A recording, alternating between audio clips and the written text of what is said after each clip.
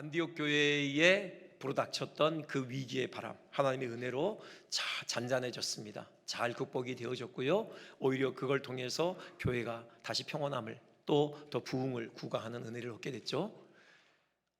그런데 이제 바울과 바나바가 안디옥 교회를 다시 떠납니다. 선교지로 그 발걸음을 옮겨요. 2차 선교 여행이죠.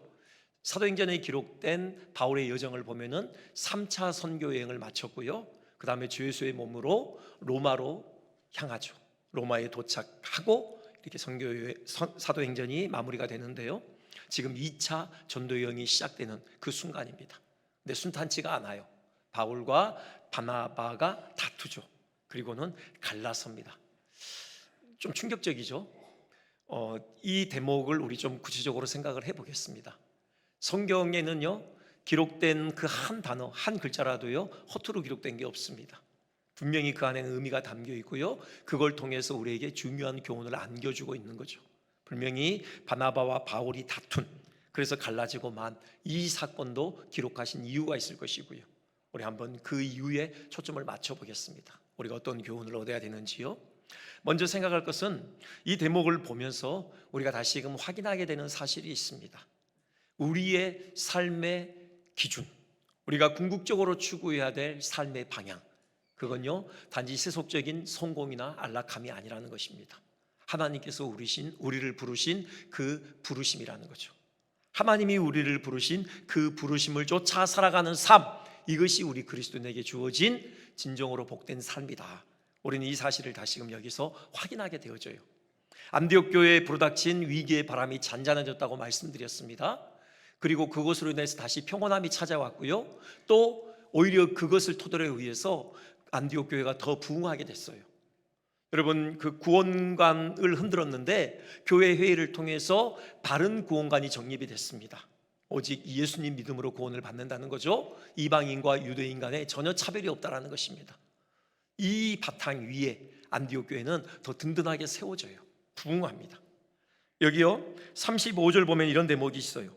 바울과 바나바는 안디옥에서 유하며 수다한 다른 사람들과 함께 주의 말씀을 가르치며 전파하니라. 바울과 바나바가 안디옥 교회에서 말씀의 사역자로 일을 했다는 거죠. 특별히 주목해 보고 싶은 것은 수다한 다른 사람들과 함께, 사역자들을 의미하는 거죠. 사역자들이 바울과 바나바 외에도 많이 있었다라는 거예요. 여러분, 교회에 사역자가 많다, 그게 의미하는 바는 뭐예요? 그 교회는 크다는 거죠. 안디옥 교회는 작은 교회가 아니라는 것입니다. 오늘날로 치자면은 중대형 교회에 이르렀다라는 거예요. 재정이 탄탄했겠죠. 그 많은 사역자들의 생활을 충분히 보장할 수 있는 넉넉한 재정을 가진 그런 큰 교회였다라는 겁니다. 바울과 바나바요, 사역자들 중에서도 상당히 영향력을 가지고 있었을 거예요. 바나바요, 초대 담임 목사 출신 아닙니까? 그리고 바울도 초창기에 함께 교회를 성실껏 섬겼던 사역자고요. 말씀의 어떤 학식에 있어서 추종을 불허하죠. 깊이가 있고요, 특별히 선교 현장을 2년 동안 경험하면서 바울의 설교는요, 바나바의 설교는 단지 책상에서 길어올린 그 정도의 수준이 아니죠. 남다른 어떤 깊은 영성이 있었고요, 생명력을 담보하고 있는 그런 설교였을 것이에요. 그래서 바울과 바나바, 그 사역자들 중에서도 상당히 입지가 탄탄했을 것입니다. 여러분, 그러니요 지금 아주 행복한 목회 생활을 즐기고 있었고요, 또 앞으로 원하기만 한다면 언제까지나 안디옥 교회에서 목회자로서의 사역을 할 수 있었던 거예요. 미래의 어떤 사역이 보장되어졌어요. 그런데 바울과 바나바가 안디옥 교회를 떠나서 선교지로 발걸음을 옮겼던 것입니다. 선교요, 이미 1차 선교 여행을 통해서 얼마나 고달픈 여정인가를 온몸으로 체험을 했어요. 뭐 2차라고 다르겠습니까? 똑같이 힘들고 고달픈 여정이 그들 앞에 펼쳐질 것입니다. 험난한 여정길이에요. 지금 이 안락한 이 목회자로서의 생활, 앞으로 보장된 어떤 미래의 사역, 이것들을 기꺼이 다 내려놓고 무슨 일이 있을지 모를 그런 험난하고 고달픈 그런 여정에 다시금 그들의 몸을 내맡기는 것입니다. 왜 그랬을까? 많은 이유가 있겠지만요, 부르심이죠. 바울은 주님께서 그를 부르신 부르심이 무엇인지 그는 분명하게 알고 있었어요. 뭡니까? 단지 한 교회에서 오래도록 목양하는 이런 전임 목회자가 아니라 복음의 불모지를 찾아다니며 복음의 씨앗을 심고 교회를 개척하고 또 그 교회들이 잘 서기까지 또 돌아다니면서 교회를 돌보는 이런 순회 선교사의 사역, 이것이 바로 그를 향한 주님의 부르심이다. 바울은 이걸 분명하게 믿었던 것입니다. 사도행전 9장 이렇게 돼 있죠. 9장 15절, 아나니아를 통해서 바울을 어떻게 부르셨는지에 대한 그 소명을 부여하시는 장면입니다. 이 사람 바울이죠. 내 이름을 이방인과 임금들과 이스라엘 자손들에게 전하기 위하여 택한 나의 그릇이라. 바울은 이것을 그렇게 해석했어요. 복음의 불모지에 복음의 씨앗을 심는, 교회를 개척하는 순회 선교사다. 이 확신이요, 고린도 교인들에게 바울이 건네는 또 말씀에 담겨 있습니다. 고린도전서 3장 5절 보면요, 주께서 각각 주신 대로, 바울과 아볼로를 의미하죠. 바울과 아볼로에게 각각 사명을 맡기셨다라는 겁니다. 나는 심었고, 바울에게 주어진 사명, 복음을 심는 사명이에요. 아볼로는 물을 주었고 양육이죠. 아볼로에게는 양육의 사명이 맡겨졌다. 물론 바울이 양육을 전혀 하지 않았냐, 그건 아니죠. 뭐 했어요. 뭐 에베소에서 3년 가까이 머무르기도 했고요. 뭐 고린도에서도 뭐 오랫동안 머물렀고, 이곳 안디옥 교회에서도 그렇고요. 하지만 늘 바울의 마음에 새겨져 있는 주님의 부르심은 어떤 전임 목회자가 아니라 그는 복음의 씨앗을 심는 사역이라는 거죠. 이것 때문에 그는 안디옥 교회를 떠나는 겁니다. 다시 복음의 불모지를 향하여 나아가는 거예요. 물론 이미 개척한 그 교회를 돌아보고요, 또 복음의 씨앗을 심는 이 사역을 위해서 바로 선교지로 그의 발걸음을 돌리는 것이죠. 바울은요, 거기서 행복을 느꼈습니다. 왜요? 그곳이 바로 그를 부르신 부르심의 현장이었기 때문에요. 여러분, 우리도 마찬가지예요. 하나님께서 우리 각자에게 부르신 부르심의 현장이 있어요. 여러분, 우리가 궁극적으로 추구해야 될 삶은요, 어떤 외적인 화려함이 아닙니다. 부와 명예가 아니에요. 뭐 하나님께서 선물로 그것들을 안겨주실 수 있지만 우리는 그것을 붙들기 위하여 나아가는 생이 아니죠. 무엇입니까? 하나님께서 우리를 부르신 그 부르심이요. 진정한 행복은요, 우리가 부르심의 현장에 서 있을 때예요. 하버드의 그 경영대학원 교수를 역임했던 클레이튼 크리스텐슨이라는 아주 유명한 석학이 있더라고요. 지금은 소천하셨는데요, 이분이 가지고 있는 독특한 이력 중에 하나가 1971년도에 우리 한국에 2년 동안 선교사로 와서 활동한 적도 있어요. 한국어도 제법 구사한다고 해요. 이분이 쓴 책 중에 당신의 인생을 어떻게 평가할 것인가 라는 책이 있습니다. 그 서문에 이런 내용이 기록되어 있어요. 그 하버드 경영대학원 동창회가 있을 거 아닙니까? 졸업생들끼리 이제 5년 만에 참여를 했대요. 5회 동창회.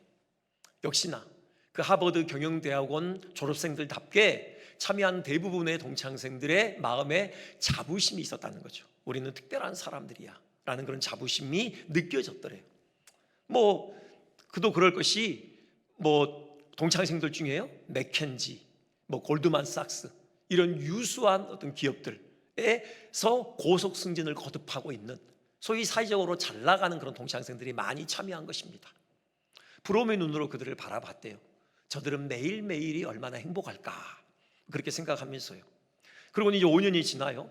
5년 후에 10회 동창회에 다시 참여합니다. 근데 예상 밖의 상황이 연출되더래요. 당연히 오리라고 기대했던 동창생들의 얼굴이 보이지 않는 거예요. 그래서 이제 전화도 직접 해보고 또 친구들을 통해서 간접적으로 알아보고, 그랬더니 놀라운 사실은 그들의 겉으로 보이는 외적인 화려한 사회생활과는 다르게 그들의 사생활은 불행한 어떤 삶이 이어지고 있더래요. 그들이 하고 있는 일에 불만족하고 있고요, 만족을 느끼지 못하고 있고, 또 결혼 생활도 파탄 지경에 이르러가고 있고, 이런 모습을 확인하게 된 거예요. 잠깐 지나가는 일시적인 중년의 위기이겠지, 그렇게 생각했대요. 그런데 시간이 지날수록 상황이 진전되기는커녕 더욱 악화되더랍니다.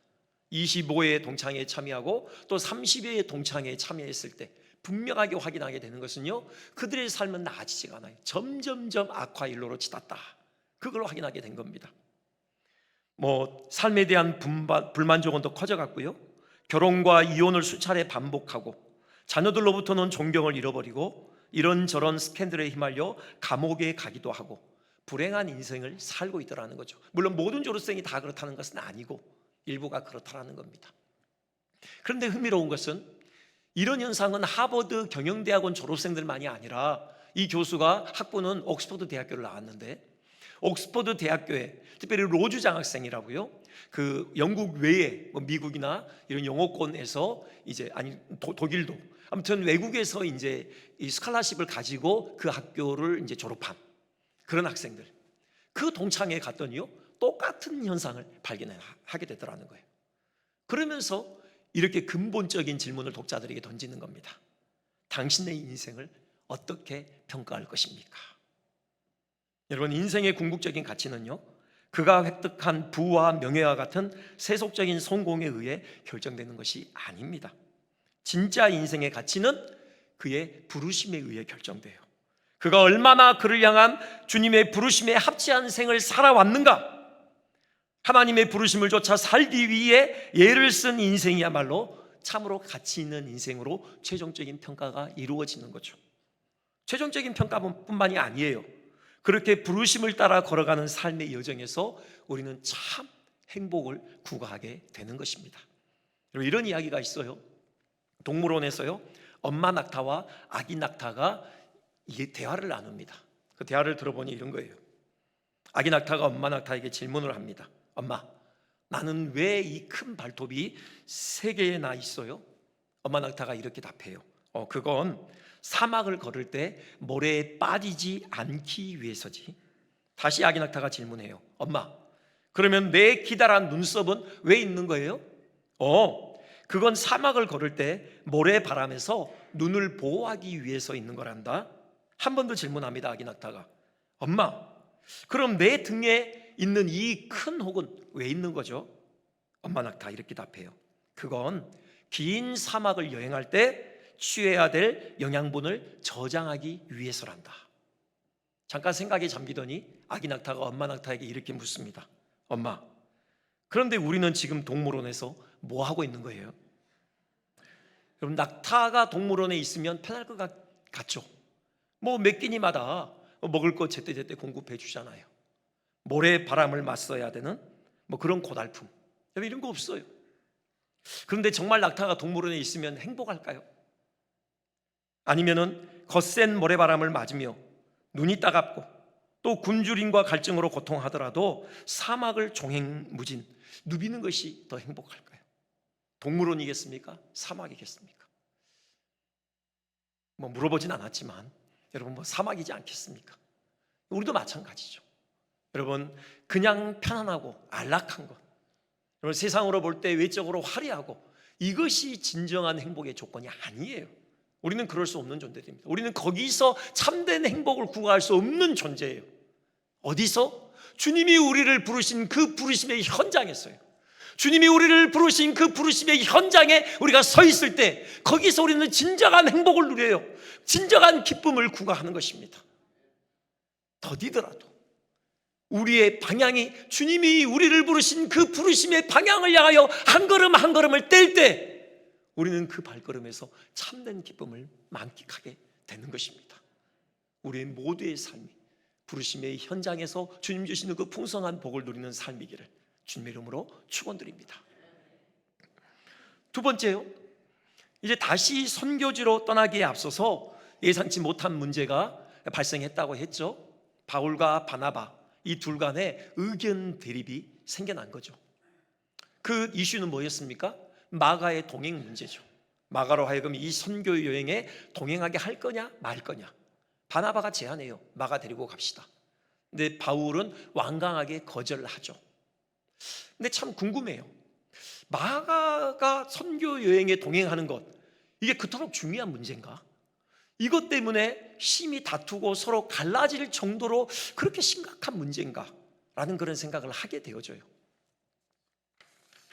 이게요, 참 당황스럽고 충격적인 것은 앞서도 말씀드렸지만 이 바울과 바나바가 정말 타의 추종을 불허하는 헌신적인 하나님의 사람들이잖아요.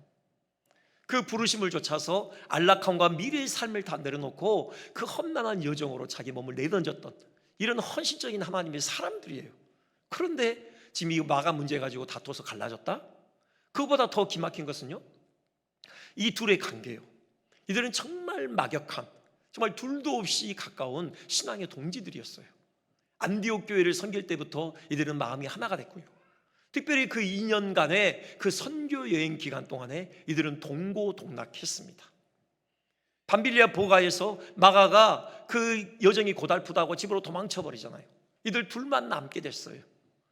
바울이 풍토병에 걸렸죠. 그 허약한 몸으로요, 비시디아 안디옥을 향해서 타우루스 산맥을 넘어갑니다. 여러분, 바나바가 곁을 지켰어요. 바울의 손을 잡아 끌어줬을 것이고 뒤에서 밀어줬을 것이고 함께 그 산행을 했겠죠. 루스드라에서요, 바울이 돌에 맞았습니다. 쓰러졌어요. 하나님의 은혜로 다시 일어났지만 몸은 상처투성이었을 것이에요. 그 몸으로 더베로 갔고 더베에서 다시 루스드라로 이고니온으로 비시디아 안디옥으로 돌아와요. 그 여정에도 바나바가 바울 곁을 지켰던 겁니다. 손을 잡고 이끌어줬을 것이고 함께 도와줬겠죠. 서로 의지가 됐어요. 이들은요, 복음을 향한 열정 하나로 똘똘 뭉쳐서 함께 걷고 함께 자고 함께 먹고 함께 전도하고 함께 기도하고 함께 기뻐하고 함께 아파했어요. 그 모든 순간을 함께 해왔다고요. 그렇듯 둘도 없이 막역한 신앙의 동지들이 마가의 동행 여부, 이것 때문에 다투고 갈라졌다. 참 당황스러워요. 충격적입니다. 도대체 왜 이들에게는 이 문제가 그렇게 중요했을까? 그 질문에 대한 힌트가 있어요. 사도행전 15장 37절입니다. 이렇게 돼 있죠. 바나바는 마가라 하는 요한도 데리고 가고자 하나 그래요. 마가라 하는 요한, 지금 이름을 거론하고 있죠. 자, 근데요, 38절 여기에 대한 바울의 답변을 보세요. 바울은 밤빌리아에서 자기들을 떠나 함께 일하러 가지 아니한 자를 데리고 가는 것이 옳지 않다. 마가라는 이름을 거론하진 않아요. 그냥 이러이러한 자, 인칭 대명사를 사용하고 있습니다. 이 차이의 의미를 부여하는 주석가들이 있어요. 이게 뭐냐, 이 둘의 지금 심정, 이 둘의 성향을 분명하게 드러내는 거다. 바나바가 왜 마가를 데리고 가고자 했느냐, 그건요, 마가 그 사람에게 초점이 있었어요. 지금 바나바의 마음에는요, 마가 그 사람을 바르게 세우고 싶은 겁니다. 그러니까 바나바는 사람 중심적인 사람이었죠. 그 할례 문제로 인해서 바울과 바나바가 예루살렘에 올라갔잖아요. 그때 당연히 인척인이 마가의 집을 들렸겠죠. 마가를 만났을 겁니다. 이 선교 여행에 대해서 보고를 했을 거예요. 그때 그 선교 여행에 대한 보고를 듣는 마가의 눈초리를, 그 눈망울을 잊을 수 없었을 것 같아요. 아쉬움이 가득했겠죠. 후회가 짙게 서려 있었을 겁니다. 나도 같이 갔었어야 했는데 왜 내가 그때 돌아서고 말았을까? 다시 내게 기회가 주어진다면 나도 저 복된 여정에 함께 하겠다. 뭐 이런 어떤 결연한 의지, 이런 것들이 복합적으로 서려 있는 그 마가의 눈, 그걸 바나바는 잊을 수 없었을 것입니다. 앞이 창창한 청년인데 저렇게 실패자라는 꼬리표를 달고 저렇게 주저앉아 있을 수는 없는데, 재기해야 되는데, 회복시켜줘야 되는데, 선교지에서 실패했기 때문에 회복에 있어서 더없이 좋은 장소는 선교지다. 바나바는 마가를 생각한 겁니다. 그래서 마가를 회복시켜야 된다, 마가에게 다시 기회를 줘야 된다, 그런 소원을 가지고 지금 마가의 동행을 권고했던 것이죠. 이게 바나바예요. 사람 중심이었죠. 바울은요, 바울이 마가 자신을 거절한 게 아니에요. 마가 그 사람을 거절한 게 아닙니다. 바울의 초점은 뭐냐, 마가가 했던 그 행동이에요. 밤빌리아에서 자기들을 떠나버린 그 무책임하고 그 인내 없는 그의 자질이요, 그것이 과연 지금 다시 떠나는 이 선교 여행에 도움이 될 것이냐 아니면 방해가 될 것이냐, 바울의 초점은 여기에 있었어요. 곧 바울은 일 중심적인 사람이었죠. 사역의 효과에 집중하는 사람이었어요. 아무리 생각해봐도 마가를 데리고 가면 안 돼요. 선교 여행이 장난이 아니잖아요. 이게 관광 노름이 아니라고요. 영적인 치열한 전쟁이 벌어지는 그 최전선에서 온몸과 영혼으로 맞서 싸워야 하는 일이에요. 마가가 이 일을 감당할 수가 없다고요. 그러면 선교팀에도 해가 와요. 선교 여행이 죽도밥도 아니게 된다고요. 이것이 바울이 가지고 있는 확신이었어요. 자, 이렇게 두 성향이 다른 두 사람의 각기 다른 의견이 팽팽하게 맞서게 된 것입니다. 저도 생각해 봐요. 그래도 양보할 수 없었을까? 바나바는 이번 기회가 아니면은 마가 어떻게 하느냐, 이번 기회를 놓쳐서는 안 된다라는 간절한 열망이 있었고요. 바나바는 아무리 생각해 봐도 이 선교행에 마가를 동행했다가는 이 선교행이 망치게 됐는데, 그래서 안 된다는 거예요. 그래서 물러설 수가 없었던 거예요. 자, 여러분 여기까지 설명드렸으니 여러분 한번 판단을 내려보십시오. 지금 바울이 옳습니까? 바나바가 옳습니까? 여러분 이건요 옳고 그름을 판단할 수 있는 문제가 아니에요. 여러분 방금 누군가에게 마음이 좀 더 갔을 수 있어요. 그건요 여러분 성향을 의미해요. 여러분 바나바의 손을 들어줬다면 여러분은 사람 중심, 아무래도 사람을 또 우선시하는 그런 분일 수 있고요. 그래도 바울이 옳은 것 같아. 여러분 그런 분들은요 일 중심, 어떤 사역을 더 중시하는 뭐 이런 분들일 수 있어요. 우리 성향에 따라서 어떤 판가름 나는 거지 옳고 그름의 문제는 아니에요. 그렇죠? 여러분 바울 참 매정하다, 혹시 그렇게 생각하실 수 있지만요, 바울의 판단이 결코 틀리지 않았다라는 생각이 들어요. 빌립보에서 일어난 일을 생각해 보세요. 빌립보, 하나님께서 발걸음을 유럽으로 옮기셨는데 그 마케도니아 첫 성 빌립보에 도착해서 그 귀신 들린 소녀를 고쳐주죠. 그것 때문에 그냥 늘씬 두드려 맞고요, 그냥 피가 철철 흘리는 가운데 빌립보 감옥에 던져져요. 두 발이 착고에 채워지죠.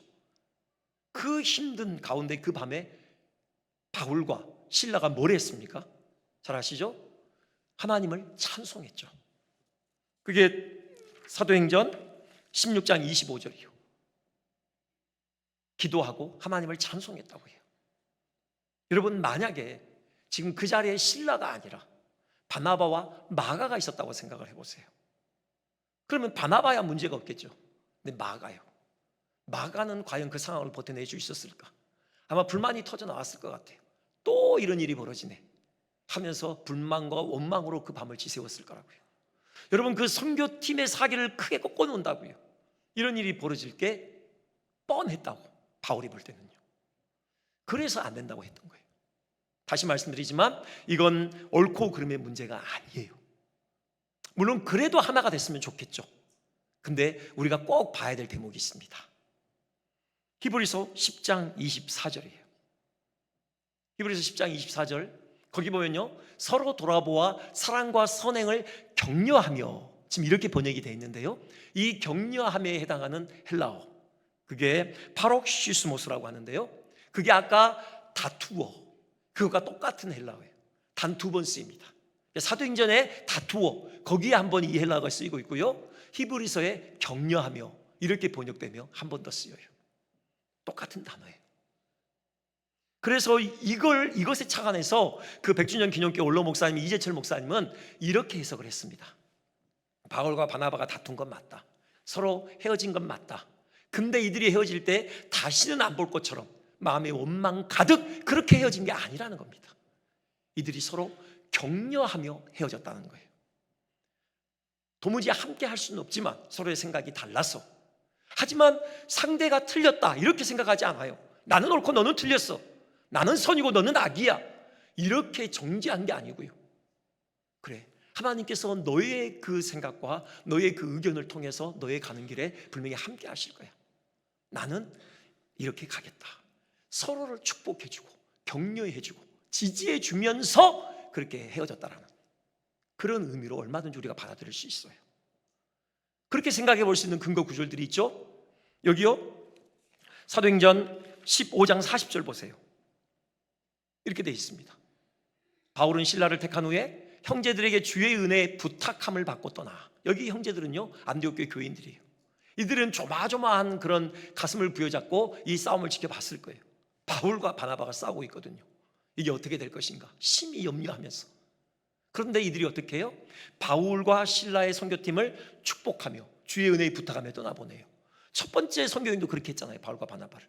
이들이 바울팀만 그렇게 했을까요? 바나바와 마가팀도 똑같이 주의 은혜에 부탁하며 축복하며 떠나보냈을 거예요. 이것이 의미하는 것은 아름다운 헤어짐이었다는 거예요. 굳이 이름을 붙이다면 비통한 마음을 가지고 그렇게 한 게 아니에요. 축복하며 주의 은혜에 부탁했다고요. 격려하며 헤어졌다. 충분히 가능해요. 또 하나 있죠. 바울이요 나중에 그 고린도전서에서 고린도 교인들에게 바나바에 대해서 신실한 일꾼으로 추천을 합니다. 고린도전서 9장 6절, 어찌 나와 바나바만 일하지 아니할 권리가 없겠느냐. 이때는 이미 헤어진 다음에 4년 내지는 5년이 지난 다음이에요. 근데 여전히 바울의 마음에는 바나바가 신실한 그리스도 일꾼으로 담겨 있었어요. 자기처럼 바나바도 복음을 위해서 자비량의 선교 원칙을 고수하고 있었어요. 바나바, 신실한 나의 동역자다. 그렇게 바나바를 마음에 담고 있었던 겁니다. 우리에게 주는 교훈이 뭐냐? 물론 하나가 되면 좋겠죠. 의견을 통합하면 좋겠죠. 누군가가 양보했으면 더 좋았겠죠. 근데 그럴 수 없을지라도 여러분, 서로를 격려하는 것을 잃지 말아야 해요. 여러분, 나와 의견이 다르다고 해서 틀린 게 아니에요. 나는 옳고 너는 틀리다, 이렇게 정지하면 안 된다고요. 나는 선이고 너는 악이야, 이렇게 돼서는 안 돼요. 교회에서 싸움이 일어나면은 참 이거 화합하기가 쉽지 않아요. 왜입니까? 진리의 문제로 여기거든요. 자기를 진리의 수호자인 양 여겨요. 물론 그런 경우도 있을 수 있어요. 하지만 대부분의 경우는 자기만의 착각이에요. 자기만 옳고 남은 그런 게 아닙니다. 옳고 그름의 문제가 아니에요. 하나가 돼야 됩니다. 여러분, 격려를 잃지 말아야 돼요. 상대의 의견을 존중해야 됩니다. 하나님께서 얼마든지 그걸 통해서도 역사할 수 있다라는 그런 열린 마음을 가져야 돼요. 특히 우리 한국 사회가 마주하고 있는, 오늘 장로님께서도 기도하셨는데, 갈등이 있죠. 정치적인 영역에서 너무 커요. 이 상대를 악으로 여깁니다. 나는 선이고 상대편 진영은 악이에요.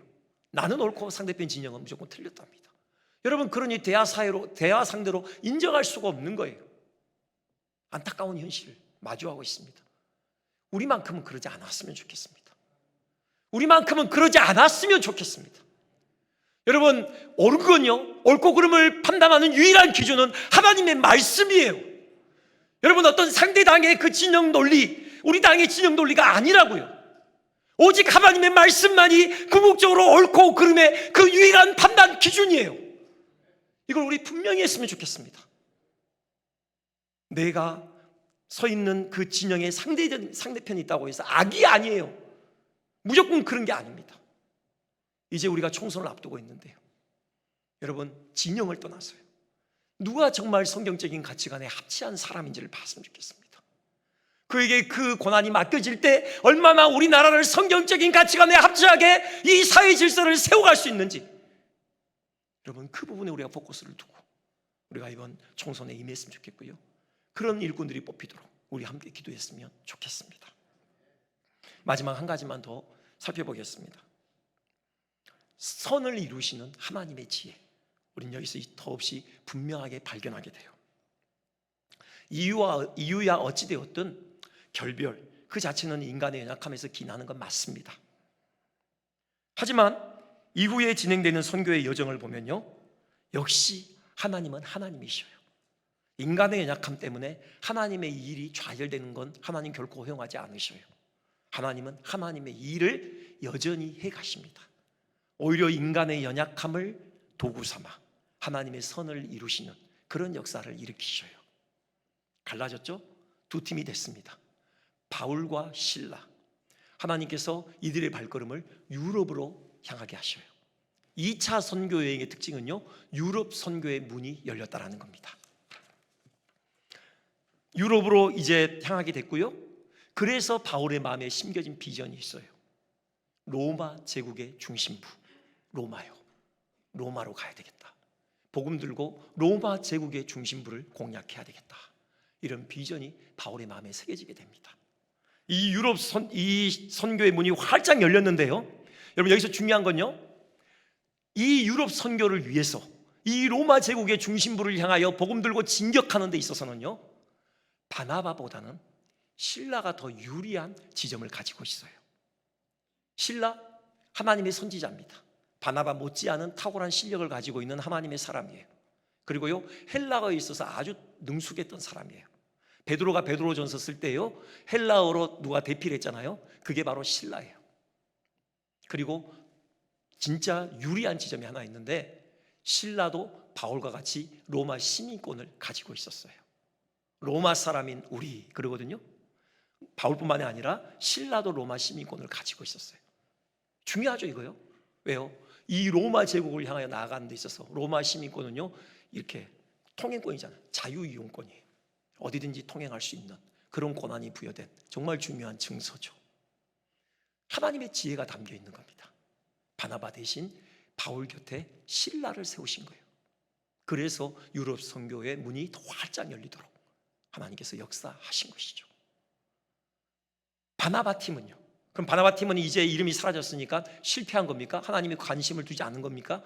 아니에요. 바나바가 기대했던 대로 귀한 결실이 주어졌습니다. 마가를 세웠잖아요. 여러분 이미 우리 살펴봤죠? 마가는 실패자로 끝난 게 아니라 인생 역전을 이루었다고요. 바울이 인정하잖아요. 그 생애의 마지막 쯤에 그 생애의 겨울이 닥쳤을 때 디모데 보고 마가 좀 데리고 와라. 유익하니 내 곁에 두고 싶다. 그럴 정도로 마가가 바뀌었습니다. 베드로의 통역사라고 했고요. 또 베드로가 마가를 자기의 영적인 아들로 여겼어요. 제가 어떤 글을 보니요, 그 탁월한 걸출한 바울과 베드로 두 사람에게 동시에 인정받은, 특별하게 인정받은 사람은 마가뿐이었다. 제가 이런 글도 읽었습니다. 마가가 그렇게 변했습니다. 그러므로 인해서 우리에게 주어진 결실이 있죠. 마가복음이요. 예수님의 행적을 담은 마가복음이 오늘 우리 손에 들려지게 됐잖아요. 다퉈서 갈라섰어요. 인간의 연약함이죠. 이걸 허용하신 이유가 있습니다. 이걸 통해서 유럽 선교의 문을 여셔요. 로마 제국의 중심부로 복음을 가지고 진격하게 만드십니다. 그것 때문에 오늘 한국에까지 복음이 들어오게 된 거고요. 또 우리 손에 마가복음을 통해서 예수님과 신령한 교통을 나눌 수 있는 그 은혜가 주어지게 된 것입니다. 하나님의 지혜, 여러분 신뢰했으면 좋겠습니다. 우리 연약해요. 우리 한없이 연약합니다. 늘 깨어지고 넘어지죠. 늘 부서지죠. 여러분 실망하지 마십시오. 이 연약함을 통해서라도 하나님의 역사를 이루시는 하나님의 선하심을 바라보십시오. 하나님은 하나님의 일을 반드시 이루십니다. 우리를 부르신 그 부르심이 완성될 때까지 하나님은 우리를 놓지 않으실 것입니다. 우리와 함께 하실 것이에요. 주님의 보혈로 덮으셔서 우리의 모든 허물을 다 사하실 것이고 회복을 넘어서서 정말 멋진 열매들을 거두는 그런 역사 반드시 우리 가운데 이루어내실 것입니다. 그런 은혜가 우리 모두에게 있으시기를 주님의 이름으로 축원드립니다.